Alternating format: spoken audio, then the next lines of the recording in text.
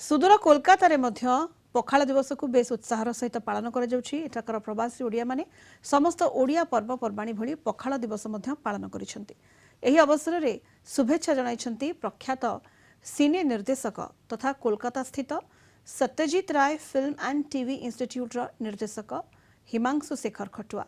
से कहते ओडिशा रे अनेक प्रकार खाद्य रही तेबे पखाल हेउछि एकदम नियारा जहाँ ओडिशार ऐतिह्य और संस्कृति सहित जड़ित। पखाल एमिति एक खाद्य जहाकु धनी गरीब समस्ते पसंद करती। ग्रीष्म समय रे पखालर उपयोगिता वैज्ञानिक दृष्टिकोणरू मध्य रहिछि बोली से कहिसंती। विशेषकर ओडिया खाद्य विषय कहले एते भेराइटी अच्छी कल्पना करी हबनी, किंतु सबुठारु गोटे सहज खाद्य जोटा कि धनी गरीब सर्वशेष यूज करते पखाल।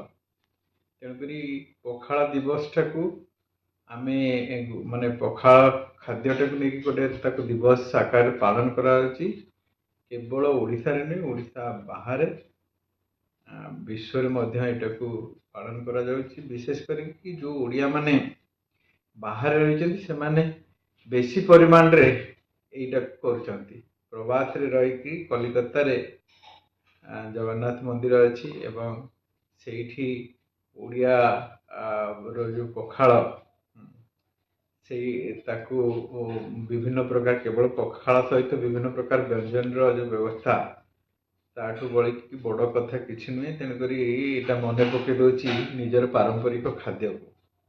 एक्चुअली पखाल दिवसटा भी गोटे भल समय कहीं यहाँ हूँ ग्रीष्म समय जिते आम डिहाइड्रेशन बा जलशुष्कता ये अनुभव करूँ से बेले ये पखाल दिवस पालन होती। पखाल गोटे साइंटिफिक वे रे आम को बहुत काम दिए।